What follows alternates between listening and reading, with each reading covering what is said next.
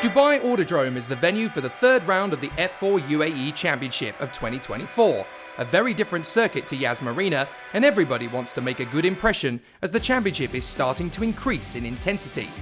The first race would see Nikita Bedrin starting from pole position, as the Italian seeks to bow out of F4 UAE this weekend on a high note.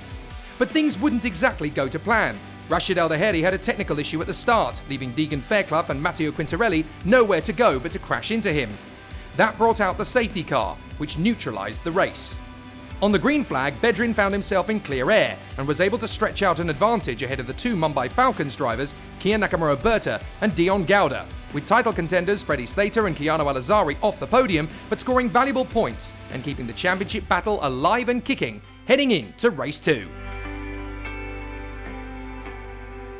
And on comes the challenge of a very different grid order. With a few hours between races, subtle changes can be made to setup, and perhaps a driver can get their head in the game enough to take on the opposition stronger and better than before. After problems in qualifying, a reverse grid race was just the tonic Alex Powell needed to rejuvenate his weekend. And despite Alves Rodella starting from the front, it was the man from Miami and Enzo De Ligny who challenged for the lead at the start. Elsewhere, Deegan Fairclough was in hot water again, and his race weekend was in tatters. The battles in the first 15 minutes were some of the most exciting in F4 history, and with wars waging, it was inevitable that another safety car would eventually break it up. The drama continued all the way to the checkered flag, with thrills, spills, and amazing racecraft throughout. Dealing with all the pressure, it was Alex Powell who claimed his first F4 UAE win after a fantastic display of patience and discipline, with Keanu Al-Azari in a fine second and Jack Beaton charging to his second career podium, with Slater down in 10th.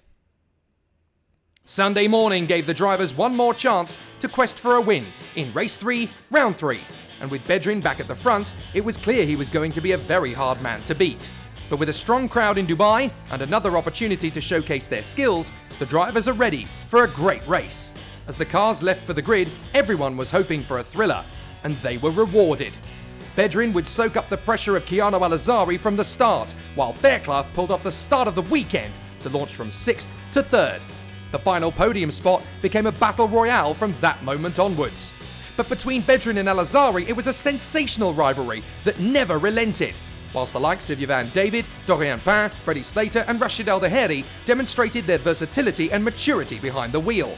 Sadly, not all of them were able to finish strong, and the race would end behind the safety car after Rodriguez and Fairclough collided. So Bedrin would win his final race of the year ahead of Al-Azari, who is now just 2 points back from Slater with 6 races to go. Kia Nakamura-Berta is within touch too, and as Bedrin leaves for Europe, it's a 3-way battle with 2 rounds remaining.